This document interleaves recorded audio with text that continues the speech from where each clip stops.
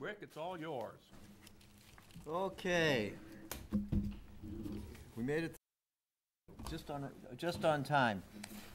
So what I'm going to do is give you kind of a preface of where we are, what's coming up in the budget, what the things that we're working on, to kind of give you a sense of the work that you guys have done in the past year with budgets and what it's led to for us. Basically, in spite of the year that we had, which we had every reason to have a horrible year last year with all of the snow and everything, we still ended up the year in the black. The audit numbers are still not in yet, but it's looking like it's going to be in the vicinity of between $70,000 and $90,000 to the good, in spite of all of the snow and the extra cost of snow removal, which was huge. And, or in the words of a presidential candidate, huge. But we did, everybody did a great job this year, so we did end up last year in really good shape. The audit is underway now, so we won't know an exact number, but my confidence in Ginny is that we're pretty close to that number. So basically, we ended up the year spending about 99% of the budget. Our revenues were slightly lower, but the net result is we'll have money to put into the fund balance, which is in good shape, and we'll be adding money to the fund balance. So the first quarter results as of this first quarter of this year so far, we're pretty much right on target, between 23 and 30%, with largest expense, not surprisingly, is Public Works. They have the biggest budget, so they spend the most money, and a lot of that work is done now. Some of that, the rental of equipment and all that stuff is done, and some of that stuff is done now. Road reconstruction has gone very well this summer, so those expenses are on track. Due to good financial management, the cash flow issues, which we sometimes run up against because we have a lot of expenditures at a time when money's not coming in, we've managed to keep the cash flow well. It gets to a point where Ginny gets a little bit nervous about it. I've got a pink clip in my hand. Where she gets a bit nervous about it, we do manage to come through the cash flow crunch pretty well. We'll run into the cash flow crunch again in February and March of next year, when we start running low on money and before taxes start coming in. It's a standard thing, but one of the things we've started to do over the past couple of years is really project where our expenditures are going to be and start to look at how we're spending money and plan for that, and not just spend everything all at once, so we don't have to worry about it. So the updates on projects, the harbor lighting project, that was finished last year just in time for Holiday on the Harbor, and the lights came on. We put the last of the lights in this spring. Actually, about a month ago. This summer sometime, and that was a light we budgeted for this year, which lights the boat launch, which in the beginning of the season and the end of the season, it becomes more important because people are launching boats in the dark or pulling boats out in the dark. Plus, it balances out the way the whole park looks. When you drive by at night, it looks really nice. We did not get a single complaint about the lights. We used the not low impact full cutoff lights, which they can be a little bit more money than just the cheap old type lights you can stick up, but it means that the light stays where it's supposed to go and doesn't destroy the whole night sky. So the sewer project along Route 1 has been completed, and that we ended up in better shape than we thought. We saved some money, and that money was turned into survey work, correct? Survey and engineering for the next step, the next expansion, correct? Yes.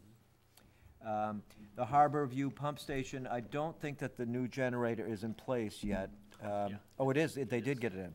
So the Harborview Pump Station, which was a problem last year when we lost power for so long, that station pumps, is one of the stations that has to pump a lot of waste back uphill, because we all know it goes downhill.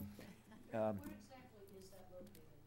It's down off of, is it Right by the condos. right by the condos? Okay, Yep. okay, that's what I thought, but I Yep, wasn't but sure. It's that fence behind that's that there, fence. there's a fence that's there. So we put in a new generator there, because what we were doing in the past was, when power went down, we had to move a generator to that site. And what happened with, when we were out of power in a lot of locations this past winter, we were trying to move the generator around from location to location to location to keep the pumps going, keep things going, at a time when it was hard to move stuff around. So that was on the schedule, and we got that done this summer. The Harbor Float project was completed, and we were able to, using the Public Works guys, they did all of the work of the construction of the floats, so we were able to get, I think, 2 extra floats built? we did ended up doing 2 extra. We ended up building 2 extra floats, so it expanded our float capacity by 120 feet. So we have 120 feet more floats, and in the process, when we did the lighting project and the power project, when we did that, we spent a little bit of that money. We didn't have enough money to put power pedestals on the floats, but while we were digging trenches and burying conduit, we buried conduit down so that it's just a matter of snaking through, and in this year's budget, you'll see for power pedestals and wire to hitch that last leg up of that system. We also, when we did that, while we had the trencher there and all the guys there and everything, we ran power all the way to the footbridge that goes across to the north parking area. So, when we get the time and the, that me? No. When we get the time and the money, we can run power over there and start running lights over there. Because I don't know if anybody noticed, but last year when we had the Holiday on the Harbor with all the luminaries, this year they put luminaries down the walkway, and a lot of people use the walkway because of, so that, if you put lights in there, people will use that walkway even in the wintertime or at night. So that's one of the things that's sort of on our horizon. So the vehicles, we have a lot of vehicles that we've been working on over the time. Jason, if anybody wants to run outside, the new fire truck is there if you haven't seen it. We got that in June. Hopefully it hasn't been to your house. I'm hoping it's still out there. Yeah, right, yeah, right, that's right. We did hear a siren a few minutes ago. The new police cruiser will be delivered next week. The Public Works truck is being retrofitted with a dump body. So we're in reasonably good shape because of the work that we've done over the past couple years of building that plan of vehicle replacement.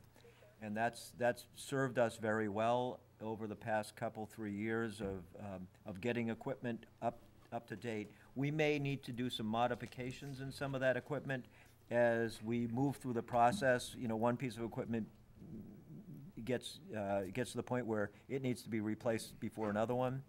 So it's a plan, it's not an exact science, so we may have to make some modifications to that as we move forward. So as far as roads, we're in reasonably good shape now.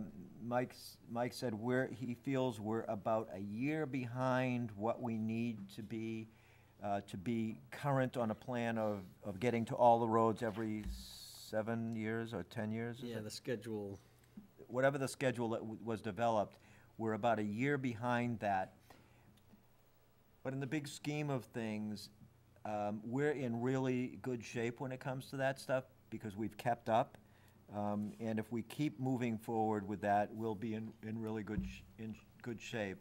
One of the things that happened this year as a result of the last 2 winters, Rockville Street, which was further down our list of being totally rebuilt or repaved, excuse me, not rebuilt, That got bad over the past 2 years, so we had to move that up the list. And so that was 2,000 feet? Of 8,000. 8,000 feet of paving on one road. So we weren't able to get some of the other roads that were on the list done because that became a higher priority. And as we all know, that's a cut-through road, and a lot of people use that road.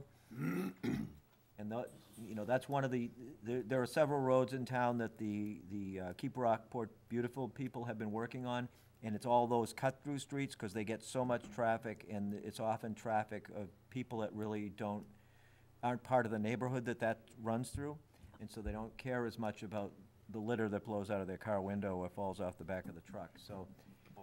But Rockville Street, and then the other one was Beale Street, which is a street that needed a lot of work. It went down into a deep valley, back up, came to a cul-de-sac that was on an angle. We had some washout problems and a big ditch on the side, so they did a lot of work there, and thankfully, the ditch work and the paving that they did on the ditch, they actually paved a sluiceway for water, a scupper ditch, to come down off the hill. When we had that 6 or 7 or however many inches of rain we had in that last storm, that last big storm, if we hadn't have done that work there, we would have probably lost the road and a lot of other stuff. But they did get that done, and it investment of that road. It was a little bit more money for us to do it that way, though. Yes, Jeff? If we were to lose a road, are we self-insured, or do we have insurance for that sort of thing? I don't know Well, how. we're with MMA, yeah. which is a partially self. It would, We would eat most of it, I think. we'd eat most of Yeah. it because of the deductible and everything. Right. But we survived that storm really pretty well. There was one road that we were close on, but again, because of the work Public Works does in keeping up on the ditches and all of that stuff, because of all that work, the preventative work that gets done, we're not in danger of, we can handle that kind of a storm. I mean, we were close, but we didn't have much damage compared to other towns. We'll be continuing in this budget to try and look at getting our plan to get 3,000 tons of asphalt laid annually. The price of asphalt has gone down per ton significantly, so that's really good for us. And it's not expected that the oil prices will go back up again real fast, so we should be in good shape. We'll be looking at getting the town parking lots. Many of the town parking lots need work, so we'll be getting those into the capital improvement plan, so that those will get done over a period of time over the next 5 years. The CIP plan, that was officially adopted by the board just recently after a lot of work, so we're all set to go. We're all set to go with that parking plan, but as we all know, because of changes in personnel in the finance office, we're not gonna say any names, Ginny. We may have a little bit of a hiccup trying to get up to speed on the capital improvement plan. It doesn't mean that it's gonna come to a dead stop, because some of the work that's done in the capital improvement plan is done by department heads earlier on. It's just kind of compiling a list of things. So when Mike and I are out on Friday mornings doing our driving Miss Daisy routine, we can start logging in things that we see that need to get fixed. We just have to start doing that. Say, okay, that culvert needs to be replaced. This is gonna have to be that wall needs reface. There are things we see all the time, and we just have to start logging it in, or when I say we, it's the collective we, Mike. But get it logged in, and that starts the process of filling in that plan. And the capital improvement plan I believe, is a key to our successful budget development in the future. I mean, we can see the effect of that from the big ticket items with vehicle replacement, how smoothly that goes because it's planned out. And then if it's all planned out, like in the case of the fire truck, with finance, we can start to plan out the expenditure and say, okay, here's what we have to do, here's how we can move this around and make it happen, and it's a more effective way to do it, and maybe it wasn't the way it was planned to get purchased, but in the end result, we got it done, and the impact on the mill rate is reduced greatly. And so we've been able to, like, stabilize the impact of increases and decreases in the mill rate, and keep those stable. So we'll be working on that over the next year, but unfortunately, it's not gonna be at the point where we all hoped it would be. We talked about this, the CIP, just the vehicle replacement schedule has been a very effective way for us. So there's some changes in some departments. The fire department, there's I have those changes here. Hand these around. Not being here, so he had some stuff to hand out. But there's some changes in the fire department. Many of those changes are department changes that'll be just handled in the current budget. Other of those changes will get into the CIP plan, and we'll be able to work those in over a period of years and start to develop that. Some of it's public safety building. Yep. So there's a lot going on with the CIP. The status on the bonds that were approved, Rockport has done very well with the most recent bonds. They approved, I think it's close to 1.8 million if you add it up. $1.8 million in bonds last year. The Opera House, you should have noticed when you came in, that's nearly complete. It looks great. There's a few punch list items we have left to do. We're ending up in really good shape here, and we have the money. We should be able to come in with a total rebuild of a new furnace and a total rebuild of the control system for the HVAC system here, which will make the heating and air conditioning much more uniform. And that will come in at just slightly under budget or right on target. So we will have gotten a lot of work done to the Opera House within budget. So the first was the bidder that got that job, and the rate that they gave us was a really good rate of 3.15% because it's a taxable bond, because we rent the space out, so we can't go for the same kind of bond. The next piece is the other projects. Many of them have been basically put on hold because, I don't know if you noticed, we secured the services of Gartley and Dorsey to help with engineering for us. And so they've been working on many of these projects, doing the bid specs, which they did the bid specs for this, which helped get a bid document that bidders were able to predict what the costs were going to be, and so the cost came in at less than we expected. So we're hoping that by getting all these bid documents pulled together for the rest of this work, we'll be able to start looking at which projects are going to take priority, because there's a couple of projects here that are kind of questionable. Some of the projects, the School Street and Mount Summer Street, are pretty straightforward. If they could pull the bid specs together, they can get an estimate, and they'll be able to get an estimate that's pretty close.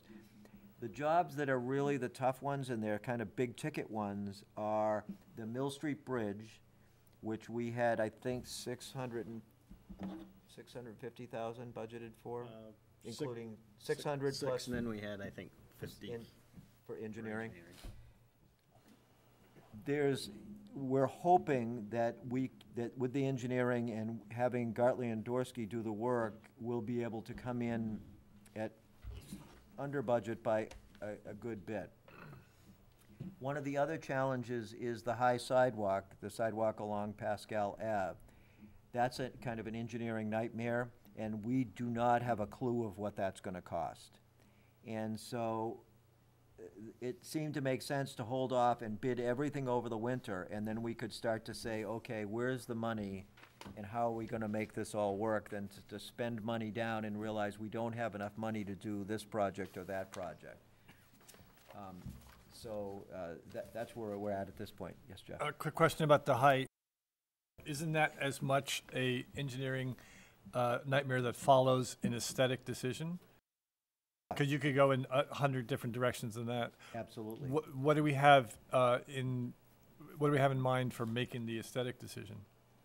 That'll be process of selecting which facing goes on there. You know, there's several different options of facing, and there'll be what I would like to do is have several examples placed someplace and allow people to come and look and vote on which they like best. Okay. It's a decision I'm not gonna make. Anybody knows the discussion about the gray on the Opera House? Not gray. Yeah. Whatever it is. It's Rockport gray. You're right. Depends on the light. I think some things, Jeff, will be eliminated just so it doesn't, as Rick has said in the past, look like the new Yeah. coming down Pascal. I think some of those will probably be eliminated. I think, going with a reel, having it re-wrought the way it is now will probably be eliminated due to price. So I think there'll be some, veneer type or something like that, this style, or that will be debated.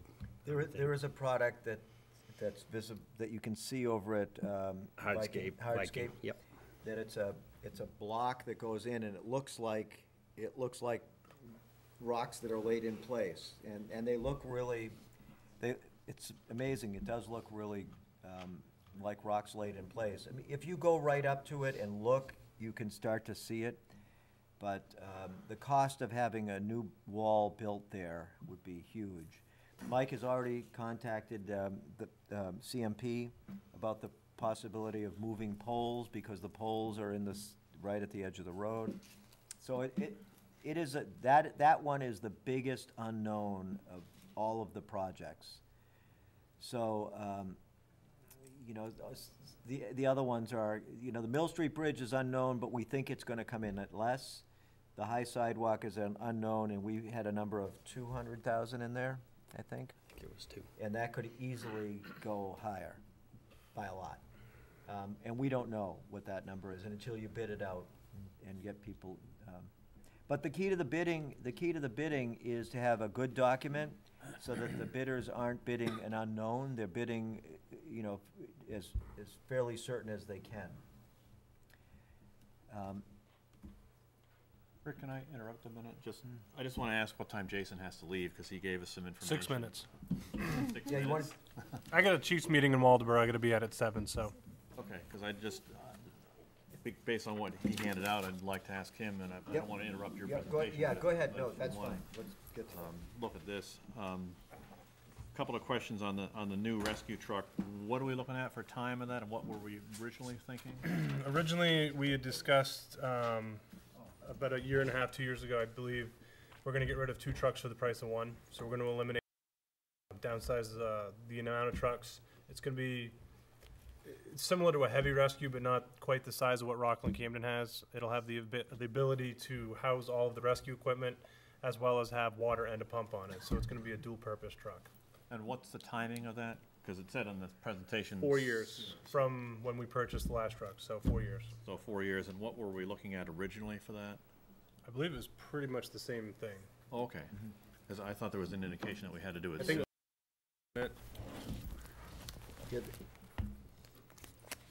because we made those modifications to the schedule for the truck that's out front now. I just wanted to see, do we need it in 2 years instead of 8 years or No. something like that? So it sounds like it's Yeah, time-wise. it will be now in year 4. It was in the budget in year 5. Okay, so that's not a big deal. So that sounds like a truck that rolls on. that'll be the first truck out of Rockport on every single call, depending. If we vote to choose that if it's a fully involved structure fire, then we'll take the bigger trucks with bigger water. 8% of the calls, that will be the first truck that goes to every single call. Because it'll have basically, Right. you can take tools, It'll have one. all the equipment from 2 trucks and put it onto 1.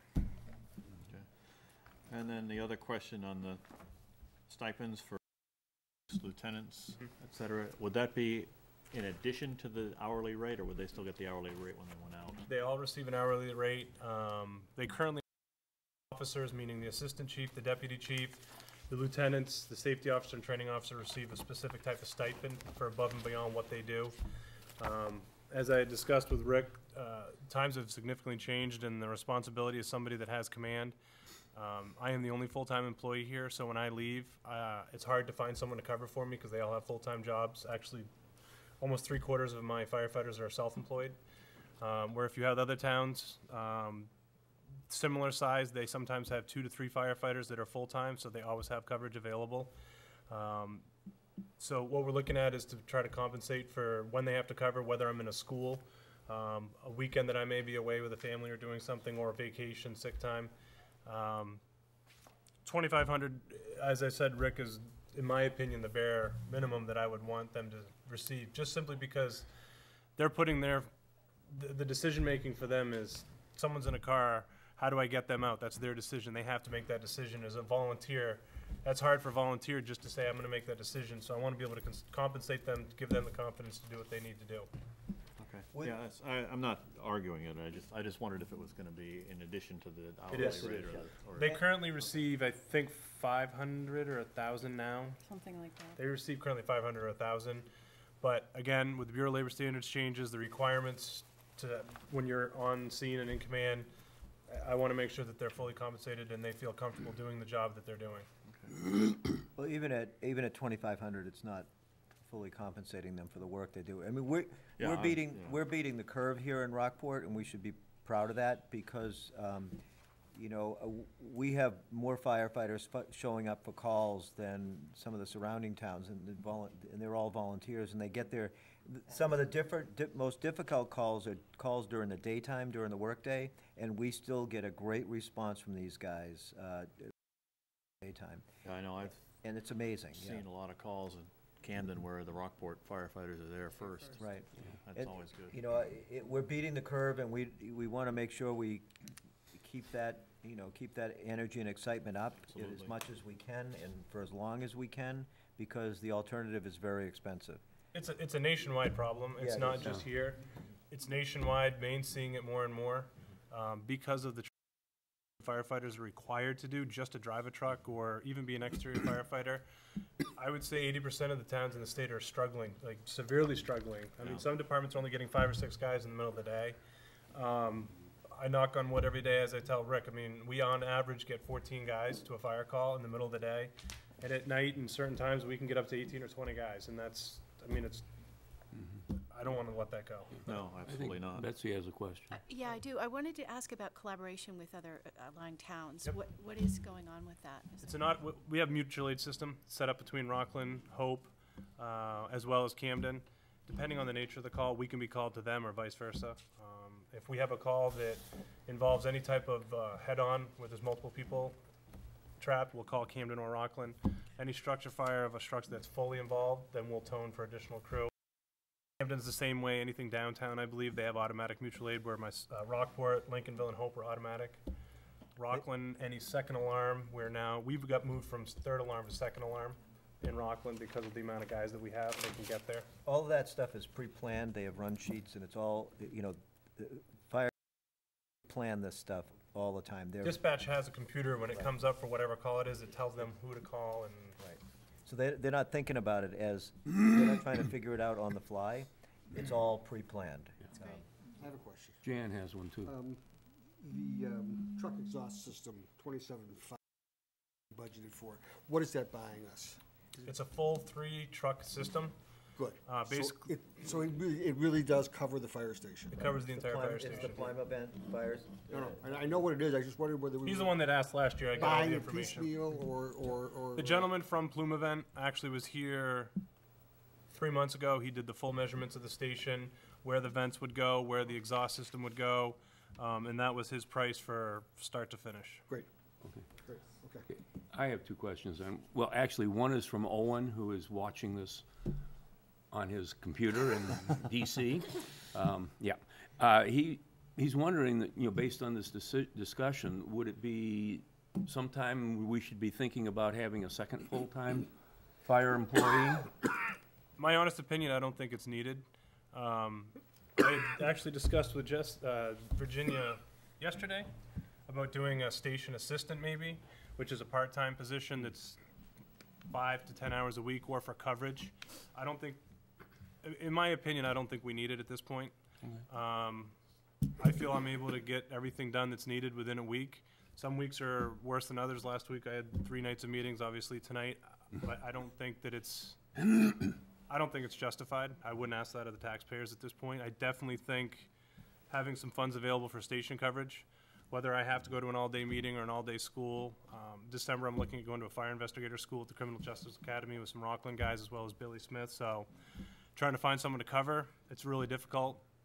Having, So- having some money budgeted for coverage for those things, so that if he's out of town, which I encourage him to do, that there's some, because it's not like if I'm out of town or Ginny's out of town, you know, Like we're, the lemon. we're kind of flexible, but without the fire chief, you know, you need somebody to replace him, because the call comes in, somebody has to go. So you have to kind of backfill that position. And, you know, one of the challenges too is that, you know, with the fire service, they've got all kinds of things, 2 in, 2 out regulations and everything. And, you know, just having one person additional may help in the day-to-day operations, but it may not be the solution for coverage in, you know, at a call. I like the idea of the assistant chiefs and lieutenants better. It gives you a lot more flexibility. If you had another full-time person, then you gotta start thinking about covering their vacations and their time off and things like that. And, so. and what ultimately happens too is that then, you know, you start to get a division between the career firefighters and the call. And right now, we have a very good, it works very well right now, because there's not that division. Yeah, the dynamic is really Yeah, important. absolutely. If we were averaging upwards of 300 actual true dispatched calls a year, then something I think you could consider 30 hours a week. But I absolutely don't see the need for 200 to 250 calls a year. With the amount of equipment we have, the stations, I personally feel I can handle it without a second guy being there all day. The second question I had was, as you mentioned, some of these, we're showing up with 14 guys, and sometimes even before the local fire department. Are we reimbursed for the cost of those, because we fighters by the hour? Do we get any kind of I mean, reimbursement? going to another town? Yeah. No, because we look at it as a wash. For the amount that they come to us and vice versa. Mutual aid. I know there, from an EMS standpoint, there's some towns that do it, it's $250 a call, but that other town doesn't have somebody to come to their town. So Okay. Rockland comes here enough, we go to Camden, they come here. It wouldn't be, it turned into a billing nightmare too. For the, Better I to mean, for have the, good I think it's maybe 5 or 6 times a year. Oh, okay. It's not a large number. Yes, sir. So, Jason, this truck, $500,000, is that, I don't see that on the schedule that we had from last. The number was not in there, the number was listed as 400, but it should have been 500. Right, is it, so that's the line That's we're the truck. talking. That is the truck, yes, sir. Okay. So we're saying it's 100,000 more than what we had planned for? Yes. No, well, yeah. Yes, we are. But we're doing 2 trucks. Right. We're doing 2 for 1. So instead of doing a truck for 400 and then a few years later another truck for 4, we're doing 1 truck for 500. So is there a truck that's going away in the plan? No. Oh. Because when that plan was originally put together, I think the cost was, but the costs have increased. We will lose 2 trucks at the time. When that $500,000 truck comes in, 2 trucks will leave, yes. That's the E24, which is the current emergency response, and 25. E24 is the one on the Route 17 side, which was 23. It was the older truck, okay. the Ford. The truck is Unit 25, which was the used truck that you guys purchased from South Carolina years back. White one. And I have one last question, which is not a budget question, but I'm sorry I did not get to Saturday's dinner. How did that go?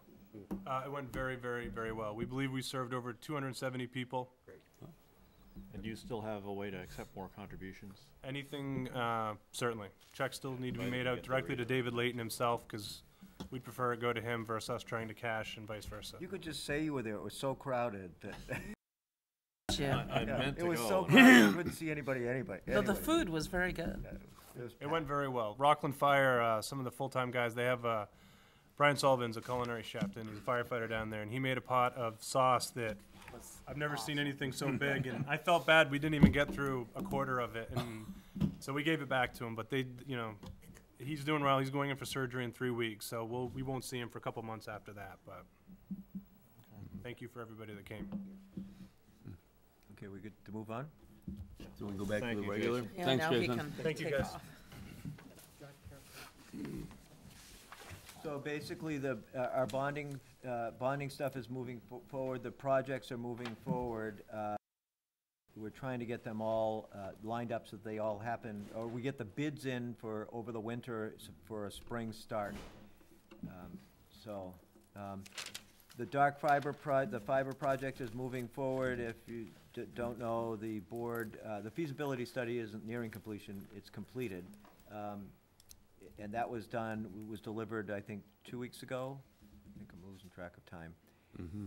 And the board's goal was to put that, to have something come forward for the voters in June of 2016. So we have a meeting on October 29th to discuss the next steps and the planning of that, because the report comes back with a lot of options, and there's a lot of decisions to be made about how we're gonna move forward with this, and the board is, the board is gonna have some work to do. They've got some heavy lifting to do, but, you know, as I told Chris, in my opinion, if there's a board that can do this, it's this board. Because they do have the creativity and the ability to wrestle through the problem and figure this out in a way that is unlike others, I think. So, the library is another issue that we've got on our plate. So and that's moving forward, and my hope is that we have something to bring to the voters on November of next year. It won't be on this year's budget, but it's something we have to keep on our horizon, because it has to move forward. We're relocating the library as of, hopefully the relocation will take place just after December 1st, just after Thanksgiving. Will likely result in about a week of being shut down. But in discussions with Ben, the week of shutdown will probably be a week that isn't terribly busy anyways, with the idea that we're back open for when it gets really busy, which is over the Christmas holiday. So we make sure that we're back open and everybody can get back in there when kids are out of school, because it does That means no snow. No snow. How come it's always your fault? It's always his fault. It's always his fault. It really stinks. So, so that, you know, the decisions that the board is gonna be making in the next month will be important decisions that will decide the future of the library. So there's gonna be a lot of public support needed, you know, so this is in my estimation, this is one of the most, this and the fiber are the two most important things we have on our plate. Is there a committee set up? Is there going to be a committee set up to help oversee this and plan this?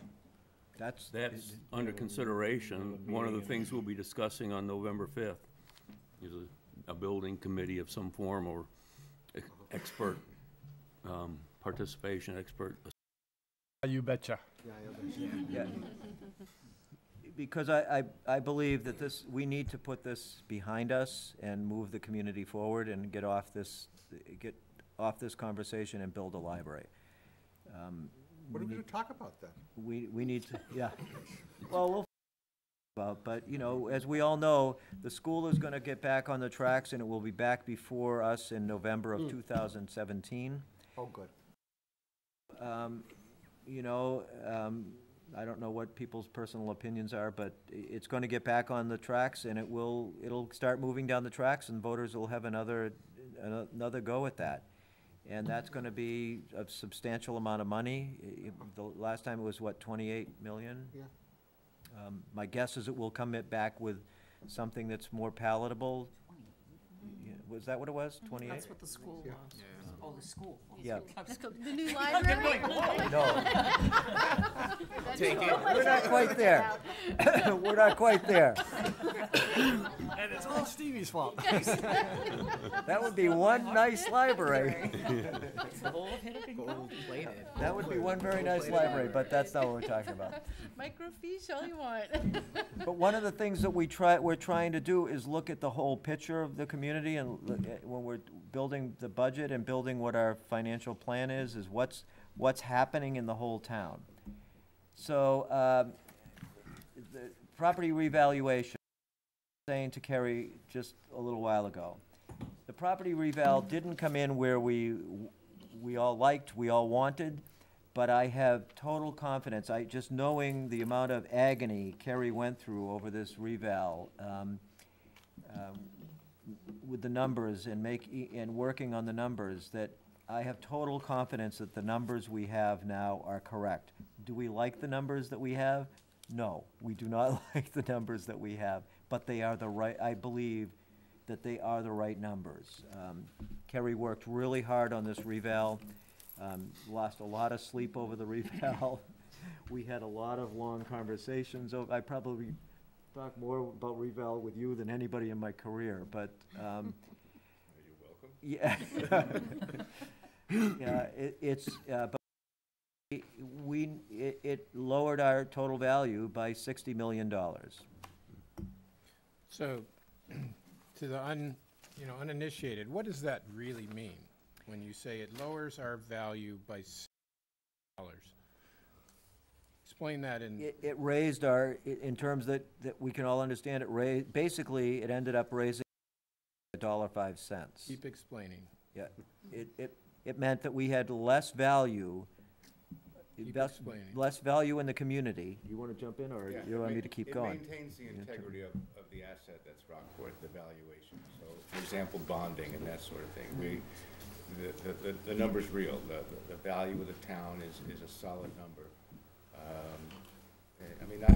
That's probably, in a nutshell, that's really what the job of the assessor is to maintain the integrity of the value of the town. And maintaining the integrity of the value of the town improves our rating, our ability to borrow money. Well, it doesn't let it, I think we're in good shape. It doesn't let it deteriorate. Okay. And plus, it means paying tax equitably, so that Okay. the taxes. So that's where the question needs to go. So what does this valuation, loss of valuation mean to the taxes that we pay as? $1.06. Huh? They went up $1.06. Well, it means it's gonna, I mean, it mill also rate means went it's The mill rate readjusted went a little bit. Not all properties changed in the same percentage of value. That's right.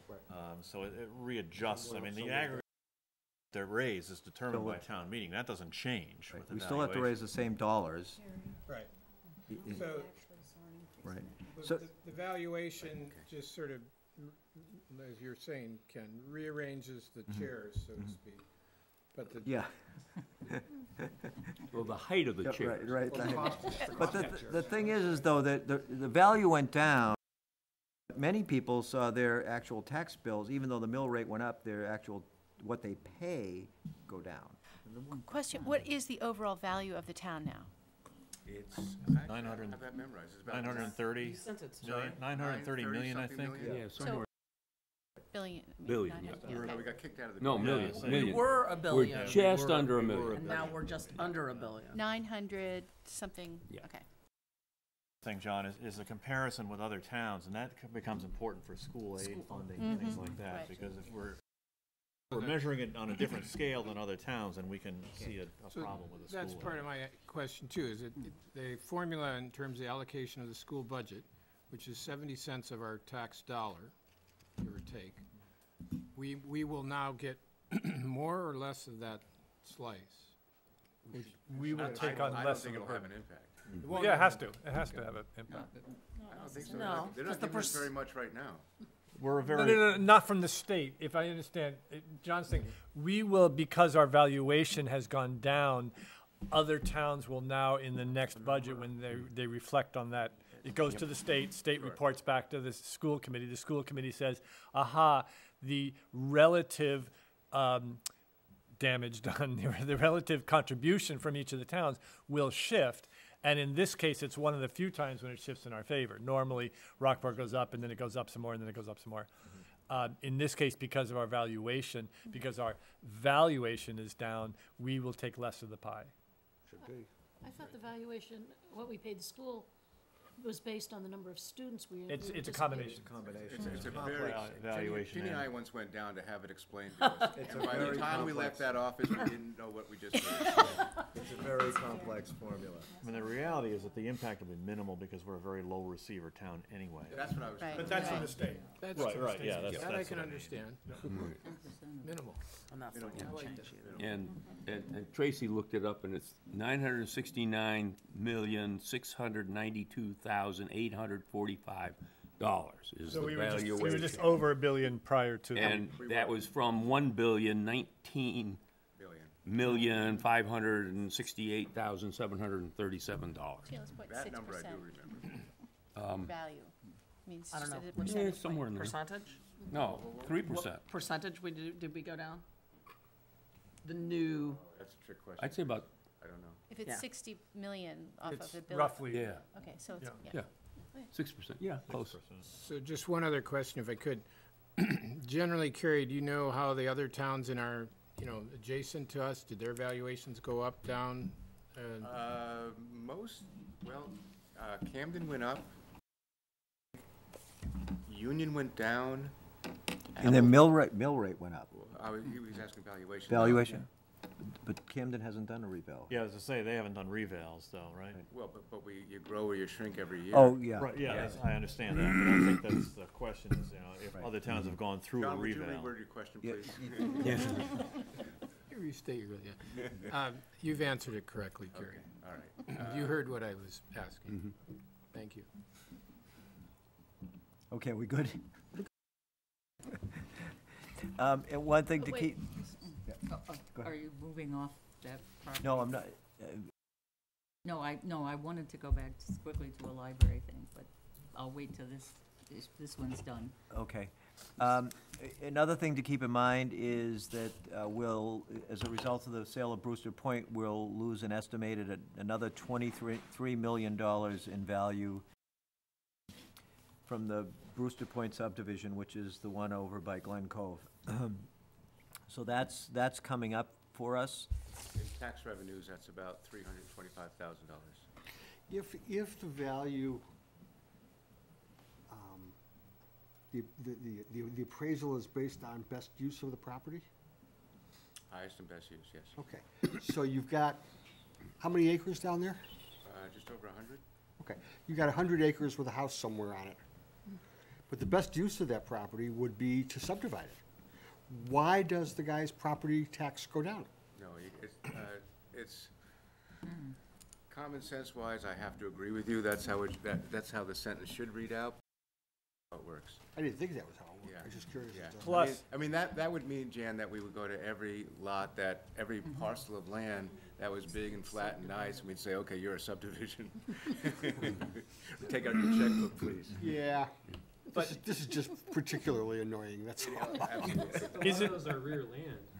Isn't the reason that it shrank is because plotted out for a number of years as X Absolutely, amount of yeah. lots, each lot having a 1 acre house, I know, lot which yeah, was valued at right. X. Now it's been amalgamated back into I a understand, single. no, I know Yeah. what happened and why, and why we lose the money, I understand all of that, I'm just, But we also Mildly. gain the money for a period of time, right? right, they've Oh, been yeah. paying With- on that with for no all burden. these years. there's no Yeah. right. So, Now, let's not forget that. I mean, it can looks like- they, Oh, for a number of years, we got more than we should have. can they then turn around also and put it into tree growth or They can, open but space? but they told me it wasn't his intention.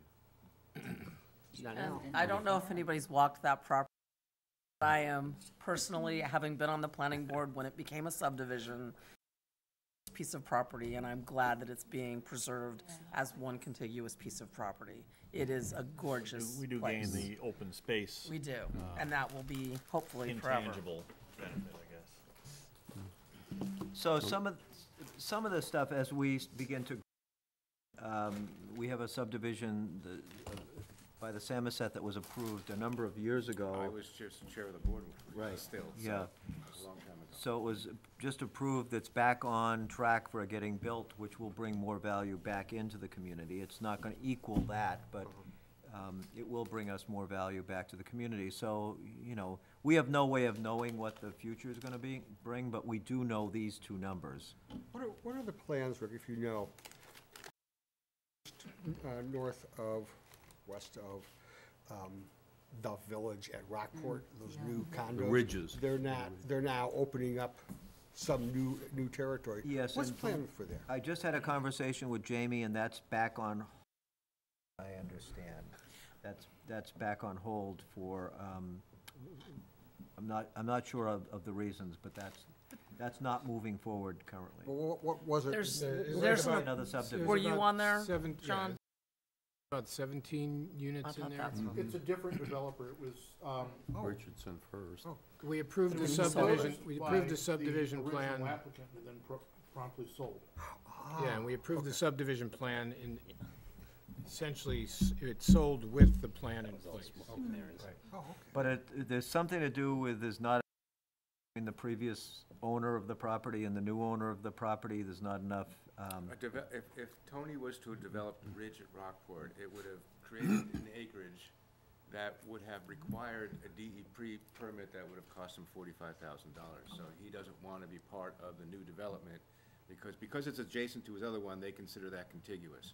Yes, oh, sure. And so it puts him into another echelon of Is permitting. this a good arm's length selling? I think that's one of the questions, is that it's, you know, that DEP is saying, no, it's not. Oh, I see. And Right. so, His original plan was to buy it, create a development plan, and sell the whole thing to somebody. Right. Okay, thanks. do we want to go back to the library? Yeah, I'm I don't sorry. want to go too long on the library. No, it's a picky, it's a just, thank you to Ben in terms of the relocation and extra expenses for the relocation and the fact of some of the cost of getting all the shelving, because the shelving situation for the books we had and not being able to use what we have, and his ability to get us free shelving would save just some money, and I think that ties in with so many of our other employees who. Right, that is a huge savings, and it will help, the shelving that we've got coming in will mean that the move will go easier, because we'll be able to take books off shelves and put books right back on shelves, rather than having them stored in boxes and having to wait until the shelves get moved in. Sorry. You can have people taking books off shelves, putting them in boxes, I got it free. putting them right back on. And it's all the same. I was just gonna say free is The excellent. word free was wonderful. The family of librarians in the state of Maine is absolutely stellar. Just, I mean, that's what it is, but I got it from the Bangor Public Library, who's doing a giant renovation themselves, and they have a lot of the steel, sort of cantilevered steel shelving in not gonna put back, so, yeah, yes. Bangor's saving us a lot of money. Good, well, that's great. Big bucks. Yeah, we just have to pick it up. Should write them a thank you note. Yes. Yes, Yeah. we yeah. should. Can we get it on the fire But, I mean, it should go, Barbara McDay, the director of the library there, is giving it to us. She doesn't want it in the papers. She, you know, No, she doesn't want to because explain to anybody, she right. doesn't want to, yeah, because she's giving it to us for free instead of selling it. So I think, you know, we should do something nice, but think about, because I said, I'll put something in the paper. Nice She was but like, quiet. no. And then we'll need, Library card. we'll Yeah, need to I find was a, thinking lobster, Lobster. something. yeah, you know, we need to Yeah. find something good to Let's do with frame it a when we library get done with it as well. Yeah, yeah. Share it with somebody else. Yeah, share it Oh, with somebody yeah. else who has a need. And that's. Pay it forward. Yeah, when we, I mean, this is not the shelving we'd want in a new building. It's Shelving just, Well, then we'll give it out. yeah, so we can give it Yeah. away Yeah. when we're done, Good. yeah. Okay, But- good. But the hope is that the move will go smooth, just have it all choreographed so that it'll go in pretty well. And the renovations we need to make in the building are pretty minimal. So I don't think there's gonna be huge cost there as far as renovations go, so. When are we gonna have access to the building? November, Mike just stepped out. I November think 1st or 2nd. November 1st or Oh, 2nd. okay. I think the second's Monday, the first Second's a Monday Monday. in November. That's what I'm planning on getting in. So the hospital is in there, and initially there was some discussion about that they may have to stay a little longer, but the plans at the hospital have, the renovations of in the hospital have gone much smoother than we expect. And so it looks like they'll be out on time, and we'll be able to get in. So, I think we'll be in good shape. It's not it's not a beautiful building, it's not gonna be perfect, it's not, it's not, the access to it is gonna be a challenge because it's right on Route 1. You just think about going to Fresh Off the Farm, what it's like going in there, so it's not gonna be the best access, but it'll be manageable for a short period of time. So, things we need to look for in the coming budget is for an expansion of the CIP program as we'll be working. It doesn't mean that all the items that are in the CIP will show up in the budget this year, but it means that it'll show up as part of they'll start showing up as part of the plan, and that's the whole idea, is that you can look forward and see what's coming. Vehicle replacement schedules, as we touched on, they get changed as vehicles break or problems happen and they become more needed in one place or another. So they do get updated.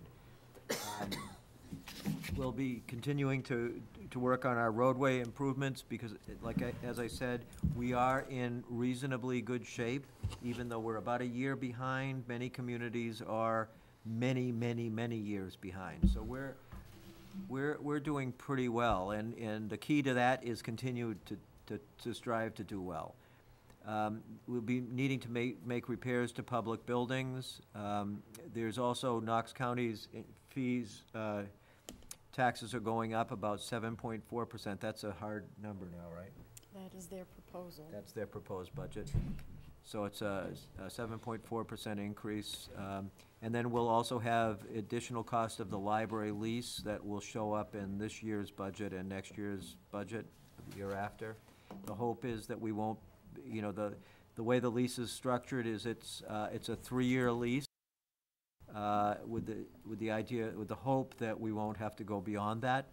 But there is a renewal clause that we can continue to renew for 5 years. That's, in my estimation, beyond 3 years is not gonna be good for our library. 2 years is not good for our library. But it's one of the things, it's a necessity, but if we get much beyond that, the library will just suffer in services unnecessarily. What is the cost of the lease? It's $2,900 a month. $2,900 a month? Yep. Comes out to 30. And there's for the first 2 years of the lease, it's the same. Mm-hmm. The third year of the lease, it's the same. The third year, fourth year, and fifth year are the same with an escalator for whatever the taxes go up. And heating and utilities? We pay that. The library Like a currently committee? pays it. Okay, good. So, Is there a cost involved in being behind on our work, behind on the roads or replacements or things like that? oh, yeah, there is, yep. Yeah. Yeah, there is. But, yeah. I'm sorry. Each of us Tires. is- Yeah, there is a cost, but we are our roads are in pretty good shape, I don't feel like, do you, Mike, that we spend a lot of money unnecessarily on maintaining? That if we only had the money to do this, our equipment's in good shape, we're not pouring money into vehicles that are, bad vehicles. The roads are, we could always do better, but it's, I don't get the feeling we're spending a lot of money unnecessarily. Well, it saves on maintenance to our winter plowing equipment, the cutting edges. Cutting edges that Cutting edges, the lasts actual longer. truck and- overall, yeah. So as we get into the more of the capital improvement stuff, getting that stuff into the plan, we'll all get a better sense of what stuff costs. Improvements, you will continue to see vehicles for Public Works, Fire Department, and Police, they're big-ticket items, and they're constantly, particularly police cruisers, they get cycled through, I think, the chief's not here, but I think they get cycled through every 3 years. Do we get 3 years out of them, or 5 years? A vehicle? A police vehicle. I think 3. Three years, except the big one was Right, longer. right. Under 100,000 miles Right. he likes to get. So they get cycled, in and out. The good news about that is that we don't spend a lot of money on maintenance, and when we cycle them out, we get a high return for selling it. And the Public Works equipment, it's very few pieces of equipment we have are under $100,000. You know, so everything is a big ticket item. Whenever we buy anything in Public Works, it costs a lot of money, and every piece of fire apparatus is big dollars. But- What's a police cruiser cost? Police cruisers are up to what, 29, 30? The last I think it's right around 26 or 26, 27. They do get a pretty good deal. Yeah. No, I don't think so. And with the Public Works trucks, we take good care of them. The guys take really good care of them. And the fire trucks, same thing. They get well maintained, and they get a lot of years out of them. You know, so particularly the Public Works trucks, they get a lot of hard use. But we don't abuse them, and they get well maintained, and we get a lot of years out of them. So that will be updated and expanded annually, and as we build the CIP plan, you'll start to see that. A question on that. What's of the grader? Transmission is still, That's down. It's gone, or on its way out, enough so we can't grade with it. that's about a $10,000. 8 to 10, I haven't got exact numbers, but that's about what we're But thinking we'll of that. replace the transmission rather than trying to find a new one. Right. So then the decision about what's going to happen in the future of the library, what happens there, so that's something we need to keep in our minds. Technology in departments is always going to need to be improved. It's a constant process. Technology and software, both software and hardware, is when you buy a piece of hardware, a piece of software, it's from the day you purchase it, it's outdating itself. Question back on the library. It's hard to know what hat I'm wearing when I ask these questions. If it's library lover, budget committee member, taxpayer, whatever. I guess the way that's worded, I feel like from where we ended up, or where the select board ended up, the idea of repairs, library repairs. Well, we are, no In matter terms of where we keeping it? are, we're gonna have to repair there's always repairs in the space we're in, whether it's in the rental space or whatever space. Okay. Or if we were staying in that space, but we're not. But when we move to the new space, there's still gonna be repairs in that space that we'll be responsible for, In the new space. in the new space. Okay, but in terms of the demolition too, and keeping the library building as where it is, as it is, rather, is the plan to keep that going? There is no I mean, plan at this point. So That's not what this said. This says, we just Or have to be demolition, cognizant okay. of all these things as we move forward. But there's nothing in this that says there's a plan to do anything until the board takes a vote on the Okay. 5th. There's no, the only plan we have is to move out of the building. You know, And so what that- is the cost of maintaining the existing building empty? There is a cost. We haven't calculated that, but it's, we can pickle a building, turn things off, pump out, get water out of the Okay. building. It's not gonna need to be maintained at the same level it is today.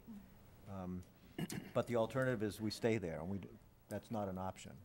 The decision has already been made to move. No, I guess my main question had been why why it wouldn't be demolished once it was emptied. Make sure they didn't blow up my speakers, Mike. Yeah. That's not a decision we're gonna make here. That's a Right, no, I board know. decision. Yep. Orders come down, when we go to them, we may end up maybe having to put money back into it and moving back in. If a future building is turned down hard, We're not gonna stay in the rented space forever. It's a temporary solution. Who would do it? I mean, 'cause you gotta heat it. Yeah, I wouldn't. Lastly, the fiber project is a key to our future economic development, so that'll be, we'll be seeing that move forward. So some of the other capital items that will need to be addressed as we move into this budget is the ventilation, the Plymouth vent system in the public safety building.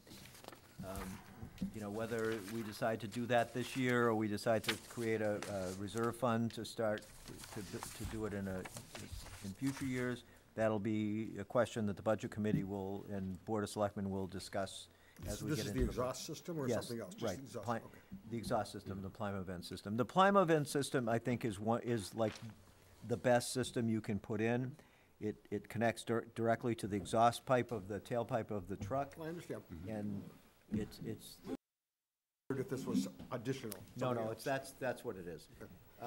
And then also the harbor, Well, before you go on, last year, Jason, was something that we could build in stages. We'd have to get the exhaust equipment, but then, 1 or 2 drops a year. you can, I think that's what the 3 drops is what he'd need now, I think is what, but then there's other vehicles in there. I think that what he was saying is the 3 drops will be enough. Oh, okay. It sounded like his thinking had changed, though. I think it sounded as though he was thinking to come away from the incremental, and he said the guy came up, gave him one price, Right. it's done, we're all set. Much smarter Yeah. if it's not that expensive, yeah. Yeah, I mean, some approaches you'll look at, you just put the system on the truck that rolls first or the most. And, but the big ticket part of the expense is the system the exhaust system itself and the track and all that stuff. So that's the big piece of it. Putting the drops in is not the big expense, it's the exhaust system itself that sucks the air out. They work very well, they're very, very effective, and, in the event the town decided to do a major renovation or do something, those things are typically movable.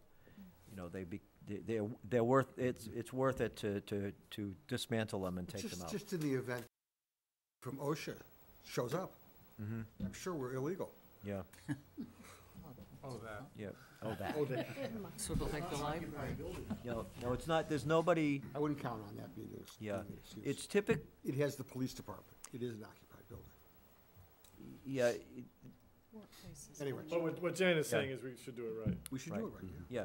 I mean, the question of whether we should do it is, we should, I think. Yeah. But it, as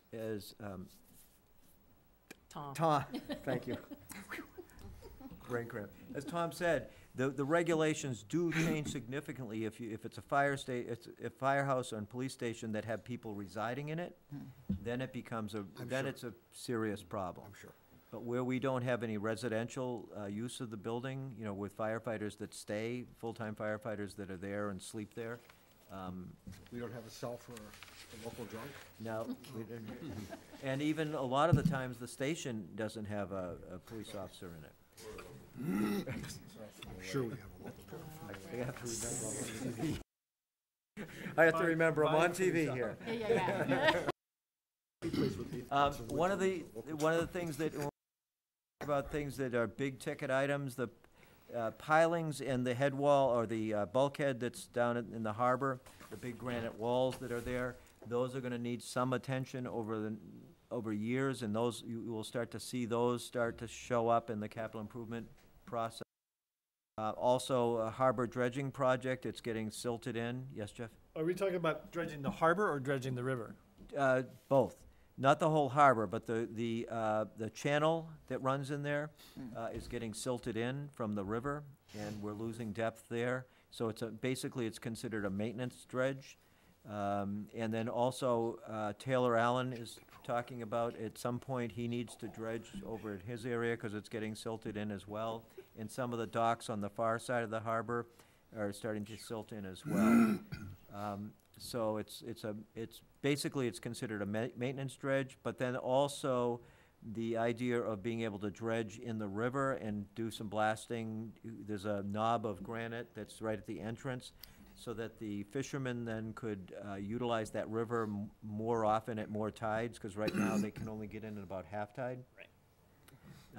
And if we could, in the process of doing a dredge, we could get that ledge blasted out of there, or ram hoed out, or whatever, I don't know how it could get done, but if we get that ledge out of there and create a consistent bottom, the fishermen could get in there more often, and potentially we could put a dock further up in the river, and so the fishermen could have a place to work out of longer in the season, so they could be in earlier and out later and work out of that place. Because, one of the beauties of our harbor is for a small harbor, there's a lot of people fishing out of here, and it's a good working harbor. And there's more buying and selling out of here, too. Yeah. And that's what, it's good for us in the as far as business goes, but it's also, that's what people like to look at, People like to look at and watch the fishermen work. That's part of the mystique. Another issue is the vault in the town office isn't fireproof. And if you look at town office records, many town hall records become missing. They stop at a certain point in time because the town. Now, we're totally sprinkled, which is nice. That doesn't really help the but paper records. But it may, if there is a fire, it'll ruin the records. So that's something we need to consider is a fireproof vault, which ours is not. Can I ask Yeah, go ahead. Well, my question is, does it exist anywhere else? Or is this really where everything exists? Some of those records do not exist anywhere else. Okay, so we definitely have unique items that in a fire or sprinkler incident could be destroyed. Oh, yeah. I mean, this isn't as flashy as doing something to the harbor, but No, it is, but that's really kind of scary to think that we've got paper documents going back how far that just a sprinkler going off accidentally could destroy because we don't have the right setup. The road books are 1800. And Right, the road book's 1800, I have birth records that go back to 1800s, and I have a town record back to the 1700s. Stevie?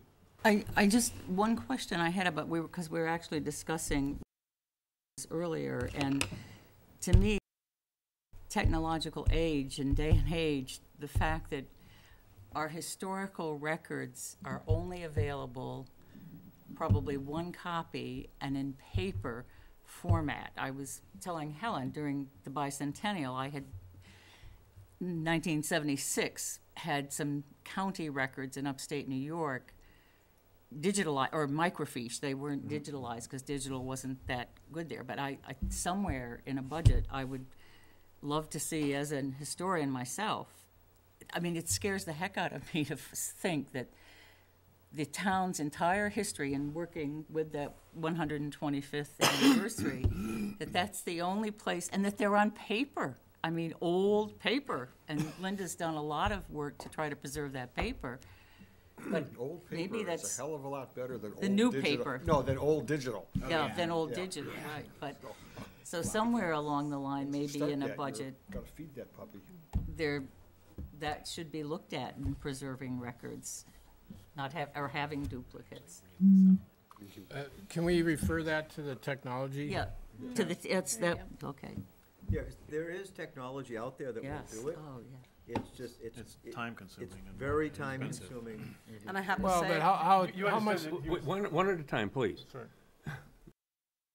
You had the floor. So, but having a vault, maintaining a vault, fireproof, what's the cost on all that Yeah, I don't In know. space. in space? I mean, it's. But it's a state law that it's supposed to be fireproof.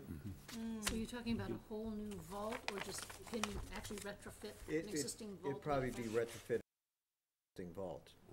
Jeff? And John didn't finish the sentence, but refer that to the technology committee.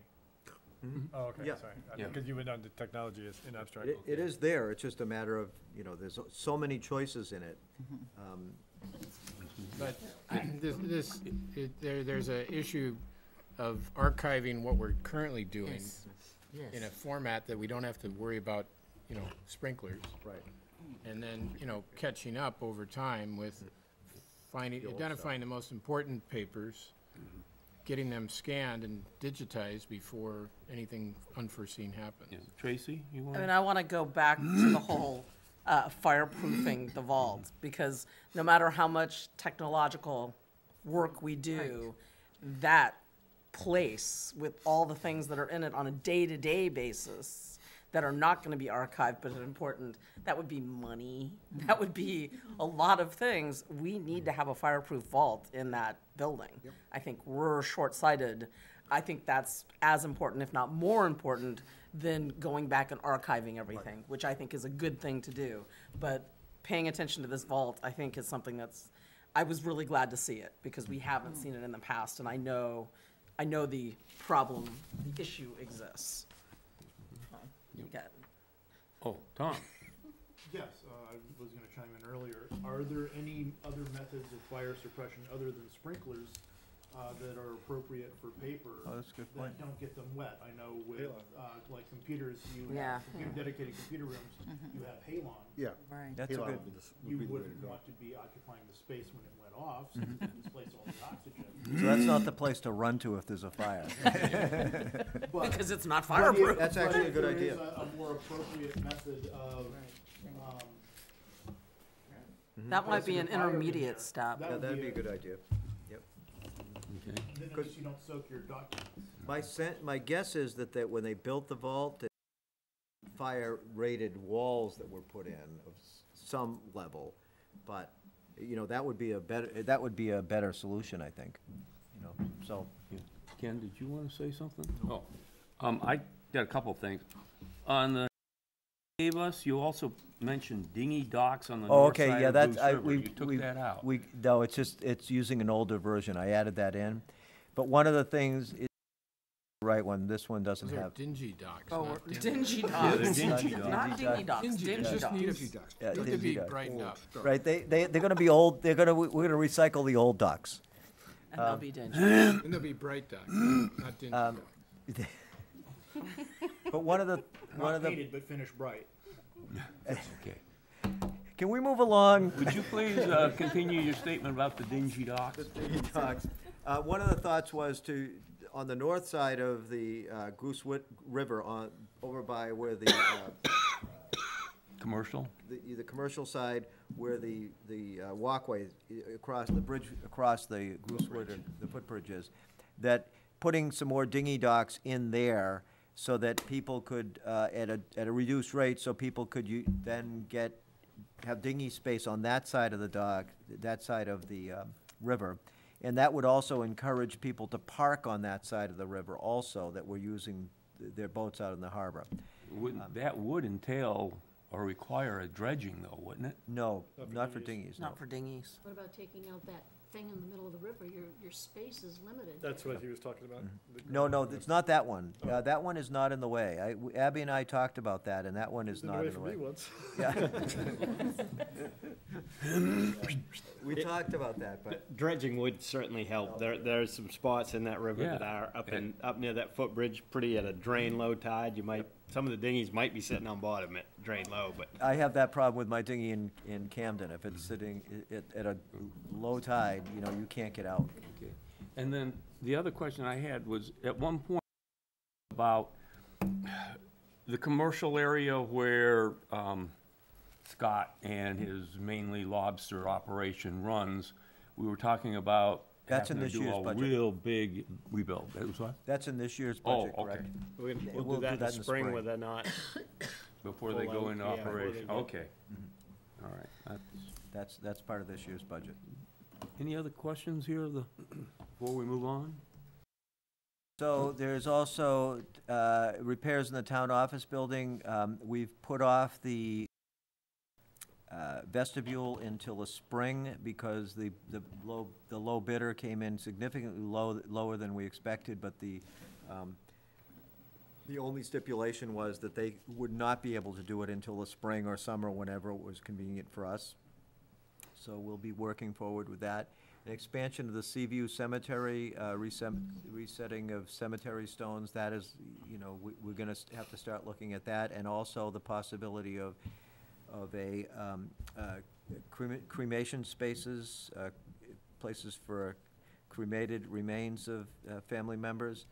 That's becoming more and more popular, and you know, you're seeing cemeteries that are not getting, the space isn't getting used up by the traditional burials. More and more people are doing cremated remains of their family members. Yeah, the cemetery committee looked at that in the last meeting, and we this agenda because we have to renew the moratorium, which will expire at the end. And the recommendation from the cemetery committee will be to extend that moratorium another year, but also at the same time to examine these columbariums. They're called, a structure that will hold cremated remains, and basically you can get a lot more people in a lot fewer square feet that way. What's the difference between that and a mausoleum? Smaller spaces. Spelled different. Smaller spaces. I think a mausoleum can hold entire bodies. too. bodies. Oh. These things are a little niche, it's, you know, about that big or whatever, but some of them are very attractive, It's actually. like a parking lot. That's a little different than that, actually. Forever. Long term.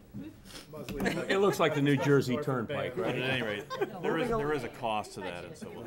Moving along. This is gonna be a good year. Bury people. Moving along. It will be also continuing to the update of our town roads.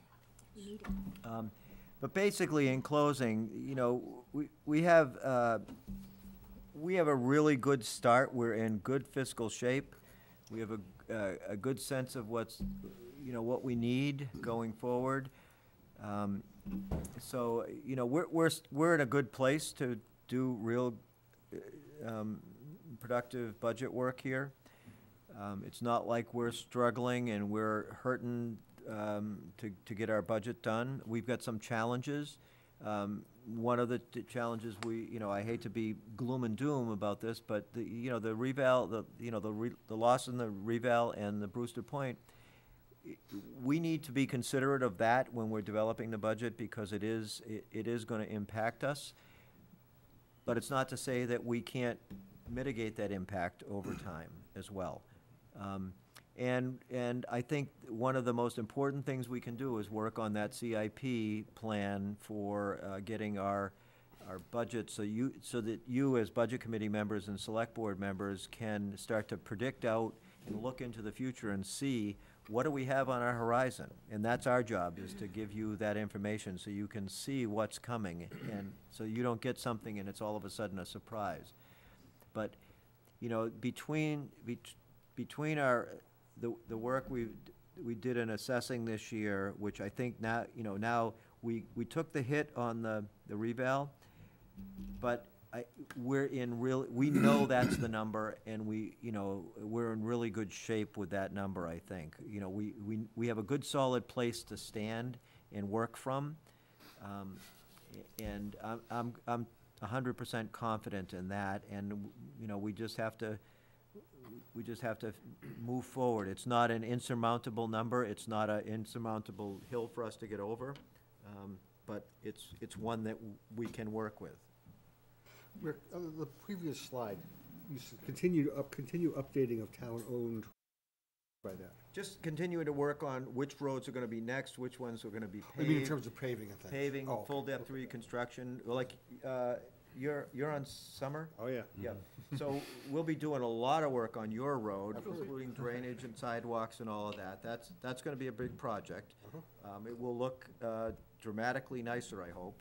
I hope all the residents up there love what happens, but. We'll be the judge of that.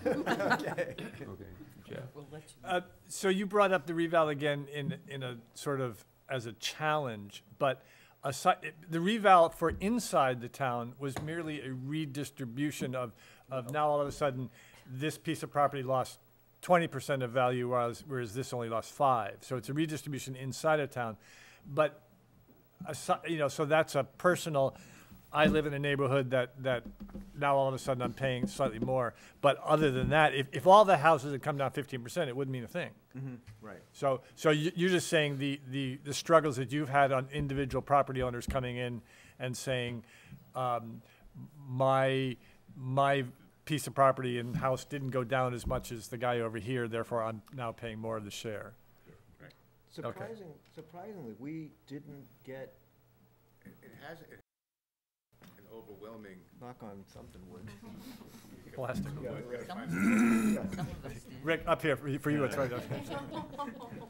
It hasn't been, the response hasn't been overwhelmingly negative. I would say the traffic, after tax bills this year was only slightly more than it typically is. It was gratifying. So really bigger is that $350,000 of what we used to get is disappeared. That's, And when it comes to doing the budget, people are looking at the mill rate. That's what they're looking at. Not how much I'm paying, how much, they're looking at how much is it going up, and they break it, it's broken down to what is the mill rate. And that's. Wrong indicator of things. And that, yeah, and it Well, is, certainly but in a that's what revalue they look at. year, it makes no difference at all. Right. Yeah. But otherwise, from year to year, it is. That's what people look at going into the budget. right. So there'll be an educational component this year. Okay, John? So before we wrap up, I just, one of the other big challenges I know is going to be trying to replace Ginny, who's done an incredible job. And Really? Well, she certainly made my job easier on the budget committee. The report was exceptional, and Yeah, I that's, think I can speak for the whole budget committee at least, that we're gonna really miss you in the process, and you're pretty much irreplaceable, but I think will be a challenge. We'll try to do it. Thank You're you very leaving all much. the templates, right? Oh, yes. Well, that, Taking some with me. And good luck. I mean, that's critically important, actually, is that the work that Ginny has done over the last few years is gonna make it much easier for her successor to come in, and the successor is not gonna be Ginny, we know that. But Who they're knows, gonna I be, might come they're gonna back. be walking into a fairly well-organized system, and that's thanks to all the work that Ginny's done over the last several years. We did advertise, that was one of the things, was that, you know, here's the things we've done, and so we're in good fiscal shape, that we've done these things. We have a capital improvement program that's been adopted. Now, for somebody that likes doing that kind of work, that's kind of an exciting opportunity. They don't have to do all that piece. They can do the work of just filling it in. So, I mean, it's a progression, and what's happened in the time Ginny's been here, and the time I've seen, is that it's been a progression. We've picked away at specific things. I think, was it the GASB, having our budget be GASB compliant? Was that, did that put you over the edge? Come on, come on. No. Come on. I didn't even think of that. you could fess up. It's the four. I mean, one of the things I thought, you know, because our budget document is a really good budget document. And so I had asked her, well, what does it take for us to get recognized by GASB, the Government Accounting Actually, Board's? Yeah, that's, And there's some things that get you certified, or, you know, a recognition that you're doing, you know, what GASB is government it's Government accounting. Officers Financial Association, yeah. And, you know, is that something that we strive to, do we set that as a goal? So like in 3 years, we want to be able to have a budget that we can submit for recognition in that. And by doing that, then you start to say, it's got to have this in it, okay? It's got to have this in it. And we have many of the things done already. I mean, Ginny's done some of those things, but there's other things we can start to pick away that make the budget a better document, not only for you, but for the public to be able to use as a tool and understand where their money goes. And it's not an easy process, but, you know, it was something, I think she was a little shocked I was paying attention. You know, another thing on this, though, and to Ginny's thanks there, the auditors are now looking at little picky things to find. They have to find something, so now they're little picky things like, well, you need to have a vote to do, you know, to have done that. So go back and make a vote so it looks good. So I've been looking at this budget for 10 years, and I know there are a couple staff members that have been here this long and a few people who have served in other capacities, but I was on budget committee now, I've been on the select board for 5 years, and this budget is so different than when I started. And it makes life so much easier to be able to refer back to it, to know what I'm looking at, to be able to ask questions and look at what's happened over time. It's a whole entirely different creature than it was when I started doing budget a very long time ago. And 99% of that is you, Jenny. And I really appreciate that. It's made my job that much easier to be able to know what I'm voting on and know what I'm talking about when someone asks me a question. And I Really think- made a difference. Well, and the nimbleness too, because I can think of several times over the last couple of years where we've had our budget meetings and somebody says, well, gee, what about this, what about this? And the next night, Jeannie comes in with a new spreadsheet. Show us that, Right. show us that. That's, you know, to be able to turn around and do that quickly. is Rick was telling me a while ago about another town manager that I asked him what he uses for financial software. You know, from my perspective, you know, what makes it work, as you've all heard me say, I'm not a finance person. It's not my strength. But I think having a good finance person that, you know, we just joked today about it, that understands the information and can put it in a form I need it, and gets it to a place where if I can I can get the questions answered that I need to make a decision. You know, she's got all those spreadsheets in her head, she has all that information, I don't need all of that, and she understands what I need to make my decision, and gets me that information, and doesn't overwhelm us, me and all of us, with information that isn't necessary to make the decision we need to make.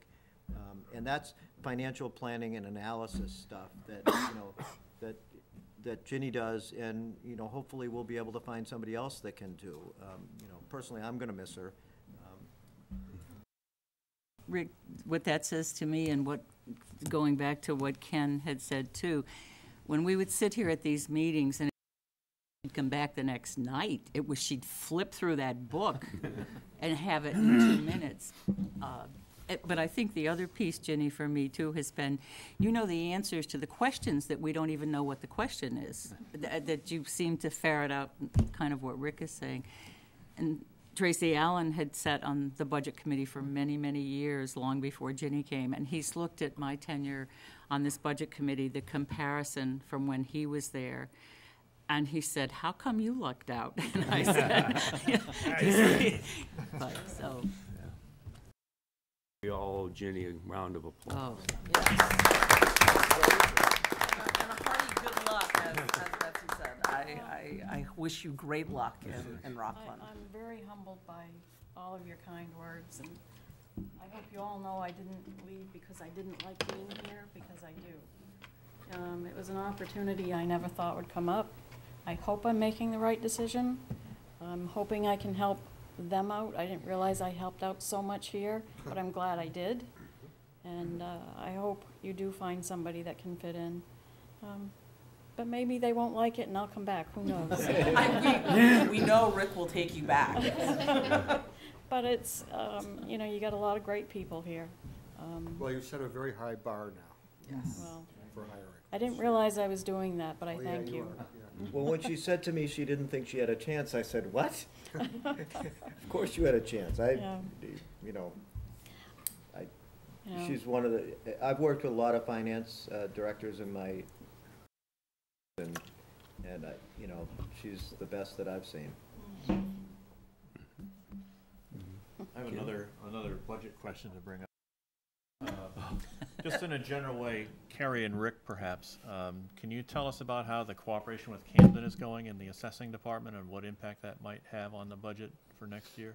I think it's going well. I've been talking to Pat. I'd like to actually accelerate the discussions a little bit, and because we've been through a year of it now, and personally it's a little bit tiring on me because I'm doing it in my free time, and so I'd like that to stop.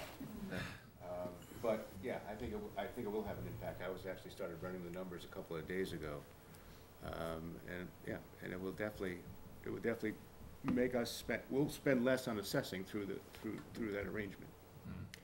And the advantage to us is you have a broader knowledge base of sales and comparatives and comparables. The challenge, I think, as Kerry alluded to, is I get worried about the fact that he's using vacation, he burns through vacation time to work in Camden. So, we all need time off, and, Kerry is, not taking, I think you took a few days actually to yourself, didn't you, recently? 2. Yep. So you can't work all the time, and, and I walked by his office today, and he's just grinding away at that computer, not looking like he was having fun. And said, "Are you okay?" Because he's just, he is working very, very hard. But I think in the end, we'll get a better, this is a cooperative thing that we can do, that we should be able to, this is kind of low-hanging fruit. And I think we can do this, and we can do a good job for both Camden and Rockport. That was gonna be one of the items on the last night before the joint meeting. So. Oh, yeah. Maybe we need a small set-aside sequestered budget to pay employees when they go above and beyond or outside of their normal work and have to take their own time, because everybody here is stretched right to the bone. That if somebody needs to put in hours with Camden or whatever, that there's money for it. A reserve fund. I hope Camden's paying. Oh, yes. I was gonna say, I don't think money is the problem. I think the problem He's not is doing it for free. the hours in the day. Yeah, it's the time. Well, it's, and from my untrained eye looking at it, with the reval behind us now, and with a very competent assistant in your office, it seems like the time is right to, perhaps. I agree with you. And something else, Rick brought up the thing about the days. So, we haven't had many sales on the waterfront until recently, and that's how we were able to discern what the new value of the waterfront was. Yet in Camden, one thing I observed was their waterfront values were a lot lower than ours. Doesn't make sense, does it? Now ours are fairly even after the reval. They're fairly similar. Now, had we had some kind of arrangement with Camden before, this is information we would have had. And even if we didn't have Rockport sales, my or whoever the other assessor would have looked at that and said, now how can Camden have this value on the water? Would have thought something was wrong and begin to investigate it. And then the action that the assessor would have taken would be to lower incrementally, so that it didn't all happen in one bite. Shock. So that's, I think the main thing, besides saving some money that the towns will gain, is just accumulating more useful data to do the job better. When is Camden due for a reval? Well, they're overdue. Oh, okay. We were gonna do it next year in Camden, but I'm kind of worn out. I can't imagine why. So I think we'll put it off a year. Do they not have an assessor? No. You're looking at it. For the last year, it's been me. Well, their select board is the assessors too, I think. That's right. Yeah. That's right. They had an assessor's agent as opposed to us. We haven't, so Like we used to be before we had our Charter. go through. The advantage to us of having the assessor is that Kerry is constantly updating things, and so we never got very far out of ratio, right? No, we didn't. We were always within, pretty close to our ratio of where we should be, so the adjustments were pretty minimal, which doesn't happen all the time, but, the advantage of having somebody full-time is he's making those adjustments all of the time. Keeping us as But current where as we we don't have can. sales, we don't have ratios. Right. Right. Out of curiosity, compared to Camden, what is their?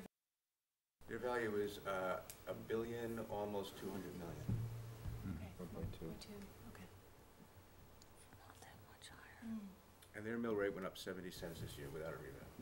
Interesting. They don't have a good budget, No comment. Do we have any other questions? Guess that's it. Thank you. Thank you all. Thank you. You want a copy of that too? So do we have any respective date for Camden? No, hey, Rick, said anything about rescheduling? Not yet, no. That I would be gave her good the to have dates. in the,